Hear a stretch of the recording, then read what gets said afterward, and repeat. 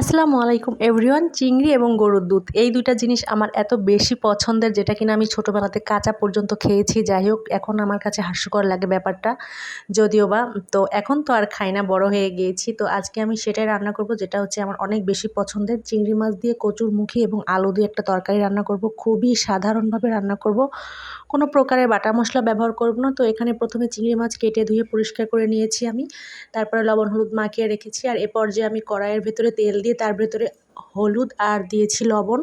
এটা দিলে যেটা হয়, এই যে আমি কচুর মুখের আলুটা এভাবে লাল করে ভেজে নিব, আর এভাবে হলুদ দিয়ে তেলের উপরে ভাজলে খুব সুন্দর একটা কালার আসে। যাই হোক, আর চিংড়ি মাছ রান্নার ক্ষেত্রে এভাবে আলু আর কচুর মুখিটা যদি লাল করে ভেজে নিয়ে তারপরে রান্না করা হয় কোনো প্রকারের মশলা ছাড়াই, তরকারিটা খেতে এত বেশি মজা হয় কি বলবো।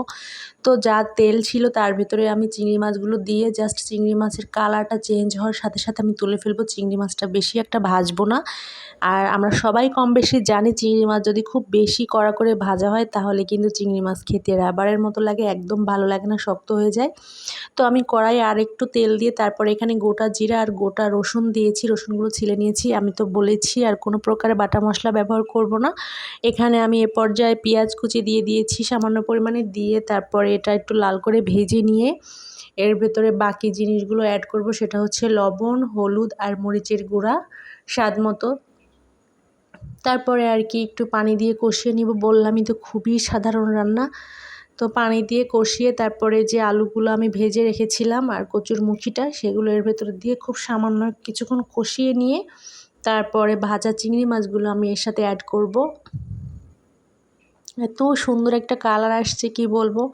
এই যে চিংড়ি মাছগুলো আমি দিয়ে দিয়েছি, এ পর্যায়ে সামান্য কিছুক্ষণ কষিয়ে নিয়ে তারপরে পানি দিয়ে ব্যাস, রান্না আমার কমপ্লিট। এভাবে রান্না করলে চিংড়ি মাছ অনেক বেশি মজা, আর এই তরকারিটা ঝোল খেতে খুব বেশি ভালো লাগে। তো এ পর্যায়ে আমি এখানে কাঁচামরিচ ফালি করে নিয়ে দিয়ে দিলাম কয়েকটা, একটু ফ্লেভারের জন্য। ঝাল যা দেওয়ার তো দিয়েই দিয়েছি, গুঁড়ামরিচ।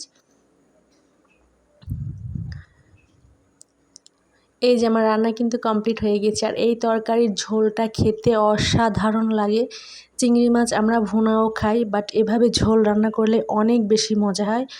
তো আমার ইউটিউব চ্যানেল এবং ফেসবুক পেজটি সবাই ঘুরে আসবেন। আসসালামু আলাইকুম, আল্লাহ হাফেজ।